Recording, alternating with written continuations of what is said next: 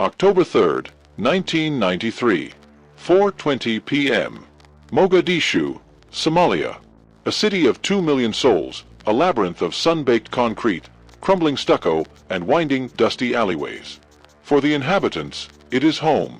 For the American soldiers of Task Force Ranger, it is a meat grinder. The air above the city is thick with the dust kicked up by helicopter rotors, the acrid smell of burning tires, and the metallic tang of fear. Below, the narrow streets are choked with militiamen, civilians, and the escalating chaos of an urban war that has gone catastrophically, terrifyingly wrong. In the midst of this pandemonium, 2 men are orbiting above in a Black Hawk helicopter, Super 6-2. They are ghosts, angels of death, precisely targeting threats from a mile above. Master Sergeant Gary Gordon and Sergeant First Class Randy Shughart. Both are Delta Force snipers, the absolute apex predators of the U.S. Army's Special Operations Command. Men forged in fire, honed to an impossible edge. They are the best of the best. Through their magnified, high-powered scopes, they have a bird's-eye view of a nightmare unfolding on the ground. A Black Hawk, Super 6-4, has been shot down. Its twisted wreckage smolders in a dense residential neighborhood. And from the shattered cockpit, one survivor is emerging. Chief Warrant Officer 3 Mike Durant, the pilot. Injured, disoriented, and utterly alone. The radio traffic in Super 6-2's cockpit is a cacophony of distress calls, urgent requests for aid, and increasingly desperate reports from ground forces pinned down in a brutal house-to-house fight. The primary extraction convoy is stalled, bleeding. Reinforcements are miles away, fighting their way through an enraged hornet's nest. Durant will be overrun, dragged into the streets, tortured, executed. The images from news reports of other downed servicemen flash through their minds. Gary Gordon, eyes fixed on the distant wreckage, makes a decision. Not a tactical one, not a logical one, but a deeply, profoundly human one. He reaches for his radio. His voice, usually calm and measured, is laced with an uncharacteristic urgency. Command, this is Super 6-2. We've got to go in. We need to secure that crash site. Durant won't last minutes down there. The response from the ground command center, already buckling under the weight of the unfolding disaster, is immediate and firm. Negative, Super 6-2. Too dangerous. Your orders are to stay in orbit and provide overwatch. Do not insert. Gordon persists. His voice hardens. Sir, ground forces are too far out. We are the only ones close enough to make a difference. Requesting permission to insert and protect the pilot. This is a critical situation. Again, the grim, rational denial. Negative, Super 6-2. Orders are to hold position. Repeat, hold position. Gordon turns his head, his gaze meeting Randy Shughart's. Shughart, his face grim, his eyes burning with the same fierce resolve, offers a single, almost imperceptible nod. No words are necessary. They both know what this means. This isn't just a mission. This is a one-way ticket, a sacrifice they are volunteering for. Gordon takes one last, deep breath. His final radio call is not a request. It is a declaration. Command, this is Super 6-2. We are going in. We are taking the fight to them. Silence crackles across the radio. A silence that speaks volumes. It's an unspoken, begrudging approval from a command element that knows, deep down, there is no other choice. That they are losing. And that these 2 men are the last, desperate hope. Gordon and Shughart prepare for their descent. They will go down alone, into a raging inferno, to protect a single wounded pilot against hundreds of determined, bloodthirsty enemy fighters. This is the story of 2 men who defied logic, defied orders, and defined the ultimate sacrifice. This is the story of the last 2 snipers. The year is 1993. The place, Somalia, a nation plunged into the abyss of civil war, tribal conflict, and widespread famine. Warlords carved up the country, seizing international food aid and leaving their own people to starve.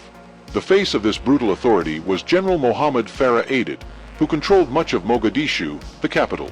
The international community, spurred by horrific images of starvation, intervened. The United Nations, backed by the formidable military might of the United States, launched Operation Restore Hope. The mission was initially humanitarian, ensure food distribution, stabilize the country. But it quickly morphed into a mission of nation-building, targeting Aidid directly, seeking to capture or neutralize him and his lieutenants. This shift transformed Mogadishu into a powder keg. Aidid's militia, heavily armed with Soviet-era weaponry, AK-47s, RPK machine guns, and the deadly RPG-7 rocket-propelled grenade launcher, saw the Americans not as saviors, but as invaders. Every street became a potential ambush, every building a sniper's nest. Every mission, no matter how routine, was fraught with extreme peril. The U.S. deployment included Task Force Ranger, an elite special operations unit specifically designed for surgical, high-value target operations. This formidable force was a combination of the absolute best: Delta Force operators, the secretive and highly trained Army Rangers, and the aviators of the 160th Special Operations Aviation Regiment, SOAR, known as the Night Stalkers. Their helicopters, the Black Hawks and Little Birds, were the lifeblood of their operations, ferrying them in and out of hostile territory. Master Sergeant Gary Gordon, at 33, was a living legend within Delta Force. A calm, almost quiet man, but with a gaze that missed nothing. He had honed his skills as a sniper to an almost supernatural degree, capable of hitting targets at extreme ranges under impossible conditions. He was a husband, a father of two, and possessed an unwavering sense of duty that bordered on the absolute. His commitment to his teammates, his brothers, was paramount. He believed in the Delta Creed, quiet professionals. Sergeant First Class Randy Shughart, 35, was Gordon's trusted teammate and friend. Equally skilled, equally dedicated, Shughart was known for his relentless pursuit of perfection, his meticulous attention to detail, and a fierce, almost protective loyalty to his unit. They had served together for years, their movements synchronized, their thoughts often unspoken. They were two halves of an incredibly lethal whole, a precision instrument of warfare designed for the most dangerous missions imaginable. They had been in Mogadishu for weeks, conducting a series of snatch-and-grab operations that, while often successful, always highlighted the volatile nature of the city. They had seen the enemy's determination, the civilians' resentment, and the brutal efficiency of urban combat. They understood, intimately, the fine line between success and disaster. But even their vast experience could not have prepared them for the inferno that was about to erupt on October 3rd. The sun beat down on Mogadishu on October 3rd, 1993. The air was thick with humidity and the smell of dust and cooking fires. A seemingly ordinary day in a city simmering with tension. But below the surface, Task Force Ranger was preparing for another mission, Operation Gothic Serpent. The target, two of Aidid's key lieutenants, believed to be meeting in a building deep within the Bakara market, Aidid's fortified stronghold. The plan was audacious, relying on speed, surprise, and overwhelming force. It was to be a classic special operations raid. Insert quickly, capture the targets, extract even quicker. The entire operation was optimistically estimated to last no more than 30 minutes. At 3:42 p.m., the calm was shattered. The sky filled with the thudding roar of helicopter blades as a flight of 19 aircraft, including 4 assault birds, Black Hawk helicopters carrying Delta operators, lifted off. These Black Hawks would fast rope onto the target building. Simultaneously, 4 Army Ranger Chalks would fast rope onto the street corners, securing a perimeter around the target. A ground convoy of 9 Humvees and 3 5-ton trucks would then rapidly move in to extract the captured personnel and the ground teams. Gary Gordon and Randy Shughart were aboard Super 6-2, a Black Hawk flown by Chief Warrant Officer 3 Carl Meyer and Chief Warrant Officer 3 Mike Durant. Their role was critical: provide aerial sniper support and overwatch. From their vantage point, high above the chaos, they were the eyes of the operation, tasked with identifying threats, guiding ground teams, and neutralizing high-value enemy combatants or RPG teams before they could strike. They were precision personified, their long-range rifles the ultimate deterrent. Initially, the operation unfolded with textbook precision. The fast ropes deployed. Delta operators slid down the ropes onto the target building's roof in seconds. Rangers swiftly rappelled to their designated street corners, establishing a perimeter. The high-value targets were secured almost immediately. But then, the predictable chaos of Mogadishu began. Aidid's militia, caught off guard for only a fleeting moment, rapidly mobilized. Radio calls crackled across their network. Thousands of fighters, often just teenagers, armed with a bewildering array of small arms and RPGs, streamed into the streets. Makeshift barricades materialized from thin air, constructed from tires, rubble, and burning refuse. The extraction convoy, designed for a swift in and out, immediately ran into a wall of intense, coordinated fire. Every street became a gauntlet. Within minutes, the mission spiraled out of control. The planned 30-minute raid turned into a brutal, hours-long street battle. The Rangers and Delta operators on the ground were pinned down, taking heavy casualties from a relentless, unseen enemy. RPGs streaked through the air, fiery arrows seeking their targets. Bullets ripped through vehicle armor, concrete walls, and flesh. The city was a vast, open killing field. The turning point, the moment the entire operation went from critical to catastrophic, struck at 4:16 p.m. A Black Hawk helicopter, Super 6-1, piloted by Chief Warrant Officer 3 Cliff Walcott, was navigating the treacherous airspace above the Bakara market. Walcott, a seasoned pilot known for his skill, was performing evasive maneuvers, banking and turning, trying to avoid the deluge of RPGs rising from the streets. But luck, or fate, was not on his side. An RPG, a fiery streak of death, found its mark. It struck Super 6-1's tail rotor. The damage was instant and devastating. The helicopter, shorn of its primary stabilization, began to spin violently, an uncontrolled metal top falling from the sky. Walcott fought desperately to maintain control, but it was a losing battle. The Black Hawk plunged earthward, crashing violently into the street, a few blocks east of the target building. The impact sent a sickening shockwave through the American command element. A Black Hawk down. This was the worst-case scenario, the one everyone had rehearsed for but prayed would never happen. The primary mission, the capture of Aided's lieutenants, immediately became secondary. The overriding imperative now was combat search and rescue, CSAR. Gordon and Shughart, observing from Super 6-2, watched the horrific crash in real time through their scopes. Their professional detachment was momentarily shattered by the sight of one of their own going down. They immediately began pouring precision fire into the area around the crash site, suppressing the scores of militiamen who were already swarming towards the wreckage, eager to loot, to desecrate, to kill. They were buying time, precious seconds, for the ground teams. A dedicated CSAR team was swiftly dispatched to the crash site of Super 6-1, descending from another Black Hawk, Super 6-8.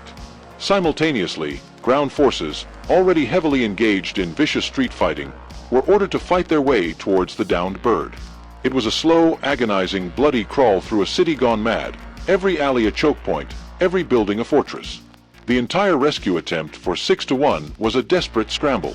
The priority had shifted irrevocably. The captured targets were now insignificant. The survival of the downed crew was paramount. But the enemy was relentless, organized, and seemingly inexhaustible. The narrow, twisting streets of Mogadishu were proving to be an unparalleled death trap. Every corner, every doorway, every rooftop was a potential ambush. From above, Gordon and Shughart continued their grim task, raining precise, deadly fire onto the enemy. They were detached, analytical, and ruthlessly efficient. But down below, the chaos was absolute and escalating. Just 20 minutes after Super 6-1 crashed, at 4:35 p.m., the unthinkable happened again. The tactical nightmare doubled.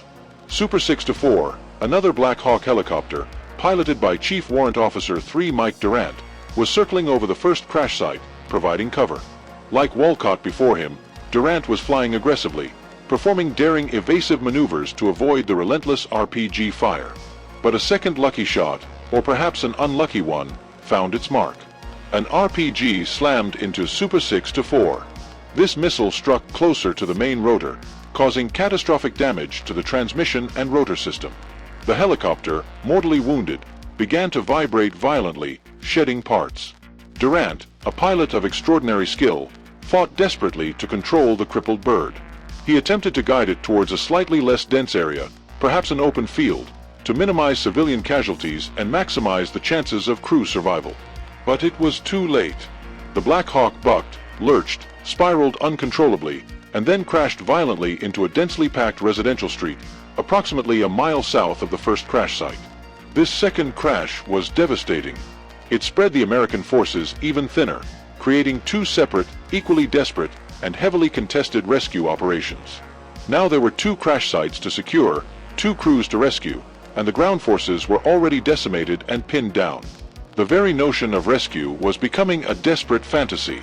Gordon and Shughart, still in Super 6-2, were the first to spot the plume of black smoke marking the wreckage of Super 6-4. Through their scopes, they saw the scene unfold in agonizing detail. The mangled metal, the shattered homes, the immediate, terrifying swarm of militiamen, like a tide of enraged humanity, pouring towards the downed helicopter. They were faster than any ground unit could hope to be. And then, through the smoke and dust, a flicker of movement within the mangled cockpit. A survivor. Mike Durant. Durant, the pilot, was injured, his leg severely broken in multiple places. He was dazed, disoriented, trapped by the twisted metal. His co-pilot, Chief Warrant Officer Ray Frank, had been killed instantly in the impact. Crew Chiefs Bill Cleveland and Tommy Field, manning their M60 machine guns, also perished. Durant was alone, completely vulnerable, and the enemy, now a raging mob, was closing in with terrifying speed. He would be captured, or worse. This was the crucible, the moment of ultimate decision. Gordon and Shughart, locked onto the scene through their scopes, knew with chilling certainty what was about to happen. They had seen the news. They knew the brutality of these crash sites. The images of other downed servicemen being desecrated, dragged through streets, were burned into their minds. They knew Mike Durant, injured and alone, did not stand a chance. Not for minutes, let alone the hours it would take for ground forces to fight their way through. Gary Gordon, his voice now a strained, guttural whisper, radios command. Super 6-2 to command. We have a second bird down. Super 6-4. We have a survivor. The pilot, Durant. He's exposed. The perimeter is collapsing. We have to go in, sir. The command element, overwhelmed by the dual disaster, hesitated. The general in command, Major General Garrison, knew the protocol implicitly. Snipers stay in the air, providing overwatch, their primary value being their long-range precision and strategic vision. Inserting 2 of his most elite, irreplaceable snipers into a hot crash site, alone, against potentially hundreds of enemy fighters, was not just dangerous, it was an act of tactical madness. It was, in all likelihood, a suicide mission. Negative, Super 6-2, came the terse, but agonizingly firm reply. Stay in orbit. Ground forces are en route to Super 6-4. Repeat, stay in orbit. But Gordon knew en route was a euphemism. It meant hours. Hours that Durant simply did not have. He also knew the unwritten, unbreakable ethos of Delta Force, a creed forged in blood and sacrifice. You never abandon a comrade. Ever. The buddy system was not just doctrine, it was sacred. He radios again, his voice now pleading, demanding, cutting through the static with sheer force of will. Command, this is Super 6-2. We are requesting permission to insert and protect the pilot. We are the only ones close enough to do any good. We can't wait for ground. He will be overrun. Another denial, perhaps even more forceful. Negative, Super 6-2. Do not insert. Orders are to hold position and provide aerial cover. Gordon turns his head, his gaze meeting Randy Shughart's. Their eyes, visible through their helmets, locked. No words are exchanged. None are necessary. They had trained for this their entire careers. They both understood the calculus of their decision. They were going in. There was no other choice. It was a moral imperative, transcending all tactical orders. Gordon reaches for the radio one last time. His final call is not a request for permission. It is a declaration. His voice, though resolute, carried a chilling finality. Command, this is Super 6-2. We are going in. We are taking the fight to them. We will secure that bird. This time, there is no direct order. Just a long, agonizing silence from command. A silence that signifies both a rigid adherence to protocol and a grudging, desperate understanding of the situation. They knew they were losing, and these 2 men were choosing to write their own ending. They were on their own. The Black Hawk, Super 6-2, hovers low over the second crash site, its rotor wash kicking up a storm of dust and debris. Below, the scene is pure, unadulterated chaos. Militiamen are pouring towards the wreckage, their faces contorted with rage, their weapons spitting fire. The screams of the dying, the shouts of the living, and the rhythmic thump of distant gunfire create a terrifying symphony. The crew chief in Super 6-2 opens the side door. The wind howls. Gordon and Shughart, loaded with their primary weapons, an M14 sniper rifle for Gordon, an M16 with an M203 grenade launcher for Shughart, and their personal sidearms, prepare to fast rope. These aren't insertion ropes. They're just ropes. They're dropping into a battle. As they descend, hand over hand, their boots seeking purchase on the thin line, the enemy fire intensifies dramatically. The Somalis, spotting the two lone figures dropping from the sky, instantly redirect their assault. A hail of bullets rips around them, kicking up dust and concrete shards from the street below. Every second on the rope is an eternity. They are utterly exposed, dangling targets. They hit the ground, rolling, immediately taking what little cover they can find behind a low wall near the wreckage, their rifles already spitting fire to suppress the approaching waves of militiamen.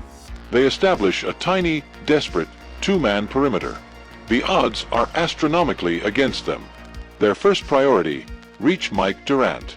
They fight their way through the initial wave of attackers, using the wreckage of the Black Hawk as their primary cover, firing controlled bursts, dropping enemy fighters with lethal precision. Durant, injured, dazed, and in excruciating pain, manages to crawl out of the tangled cockpit. His leg is shattered, his body battered, but he is alive. Gordon and Shughart swiftly establish a more defensible position around the downed pilot, utilizing the mangled fuselage of the Black Hawk as a makeshift fortress. They know they are drastically outnumbered, perhaps by hundreds. Enemy fighters are closing in from every alleyway, every doorway, every rooftop. The air is thick with the scent of gunpowder and desperation.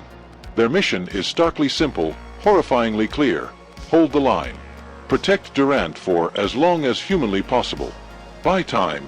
Any time. Even if that time is measured in seconds, not minutes. This is not about winning. It's about enduring. The battle that unfolds is brutal, intimate, and utterly unwinnable. It is a testament to the raw, visceral courage of two men against an overwhelming tide. Gordon and Shughart become a two-man fortress, fighting shoulder to shoulder, back to back. They are specialists in long-range precision, honed for engagements where distance is their ally. But now, they are fighting a close-quarters battle, a desperate, personal war against an enraged mob in the suffocating confines of an urban street. They move around the wreckage, a choreographed dance of death. Fire, reload, reposition, conserve ammunition. Gordon, with his powerful M14, is picking off key targets. Militiamen with RPGs, those attempting to flank their position, leaders trying to organize the assault. His shots crack with the precision of a master. Shughart, with his M16 and M203 grenade launcher, is firing to suppress, to break up charges, to create momentary pockets of breathing room. The thud of his grenade launcher echoes, followed by sharp explosions that scatter the attackers. The fight is relentless. The Somalis, driven by rage and the promise of spoils, are coming from every direction, every alley, every doorway, every second-story window. They are firing indiscriminately, relentlessly, a hail of bullets impacting the helicopter wreckage, kicking up concrete dust, sending shards of metal flying. They fall back, closer to Durant, forming a tighter, ever-shrinking perimeter. Their communication is in clipped, urgent shouts, warnings of incoming RPGs, of flanking maneuvers. They know they are bleeding. They know they are running out of ammunition. They know they are running out of time. Every minute is a triumph. Every reload a small victory against the inevitable. At one point, Gordon, seeing the desperate situation, acts with grim foresight. He hands Durant a pistol, a HNK MP5 submachine gun. "You're going to need this," he says, his voice flat, resolute. He is giving Durant a chance to defend himself, to make his own choice, to die fighting rather than be captured. It is an act of profound compassion in the face of absolute horror. The minutes stretch into an eternity. They are not just fighting, they are making a statement. They are demonstrating the unbreakable bond of soldiers, the sacred code that dictates you never abandon a comrade, even if it costs you everything. This is not about a medal. This is about honor. This is about brotherhood. The overwhelming numbers of the enemy begin, inexorably, to tell. Even the best cannot hold off hundreds forever. Randy Shughart is hit first. A bullet, probably from a flank, strikes him as he tries to reposition or suppress an enemy charge. He falls, severely wounded, unable to continue the fight. Gordon, now fighting alone, continues to provide furious cover. He glances at Shughart, tries desperately to move towards him, to render aid, but the fire is too intense. He knows Shughart is gone. There is no time. The perimeter is breached. He pivots, fighting with savage intensity, using Shughart's weapon as well, firing with desperate fury, holding off the surging mob. He is a one-man army, emptying magazines, dropping enemy fighters with deadly precision, buying every precious second for the wounded pilot, for his fallen comrade. But even a Delta Force operator, one of the best in the world, cannot hold off a mob of hundreds indefinitely. Gary Gordon, the quiet professional, the legend, is eventually hit. A fatal shot. He collapses, his body falling into the wreckage he had defended so fiercely. His fight is over. The militiamen swarm the wreckage like piranhas. Mike Durant, injured, disoriented, and now completely alone, is quickly overwhelmed. He is dragged from the helicopter, beaten, and eventually taken prisoner, his fate uncertain. The battle for Super 6-4's crash site is over. It lasted perhaps 20 to 30 minutes from the moment Gordon and Shughart inserted. In that short, brutal span, two men had chosen to sacrifice everything for a comrade they barely knew. The ground forces, fighting their way through the city, would not reach the crash site of Super 6-4 until the following morning. By then, only charred wreckage and spent casings remained. The rest of the battle for Mogadishu would rage through the night, a hellish urban firefight that lasted 18 agonizing hours. American forces, finally consolidating after being decimated, fought their way to the first crash site, extracting the pinned-down Rangers and Delta operators in a desperate, bloody fight known forever as the Mogadishu Mile. The extraction convoy was decimated, but the surviving ground forces were eventually pulled out, leaving behind a scene of utter devastation. In the immediate aftermath, the status of Gordon and Shughart was unknown.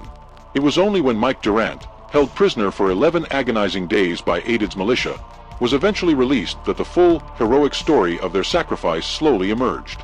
Durant, scarred both physically and mentally, recounted in chilling detail how two Delta Force snipers, against all odds, against all orders, had descended into a hopeless situation to protect him, fighting to the very last breath. Their actions were so extraordinary, so far beyond the call of duty, that they defied conventional military protocol. They had volunteered for an impossible mission, knowing the inevitable outcome, driven by an unshakable moral imperative to protect a fellow soldier. Their willingness to sacrifice their own lives to save another embodied the highest ideals of military service. In 1994, in a solemn ceremony at the Pentagon, Master Sergeant Gary Gordon and Sergeant First Class Randy Shughart were posthumously awarded the Medal of Honor, the highest military decoration in the United States. They were the first recipients of the Medal of Honor since the Vietnam War, a testament to the profound impact of their sacrifice. Their citations, identical in their praise, read, "For conspicuous gallantry and intrepidity at the risk of his life above and beyond the call of duty, Master Sergeant Gordon and Sergeant First Class Shughart's extraordinary heroism and devotion to duty were an inspiration to all those in his command. They were recognized not just for their bravery, but for embodying the very soul of the American warrior." The story of Gordon and Shughart, often a haunting footnote to the larger narrative of Black Hawk Down, is a profound testament to the unspoken, unbreakable code that binds soldiers together, leave no man behind. They were under no obligation to insert themselves into that second crash site. In fact, they were explicitly ordered not to. From a purely tactical, strategic standpoint, their sacrifice might be seen as illogical. They were highly valuable assets, lost in a desperate, ultimately doomed attempt to save one man.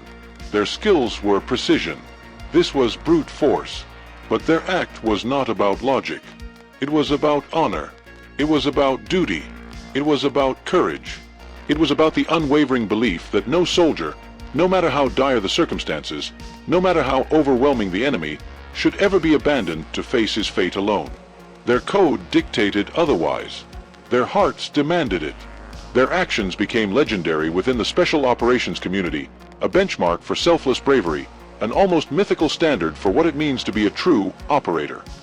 They exemplified the very best of what it means to be a soldier, to put the life of a comrade above your own. Their sacrifice echoes in the training exercises, the pre-mission briefs, and the silent vows made by soldiers across the world. In the brutal chaos of Mogadishu, amidst confusion, fear, and unimaginable violence, two men made a choice.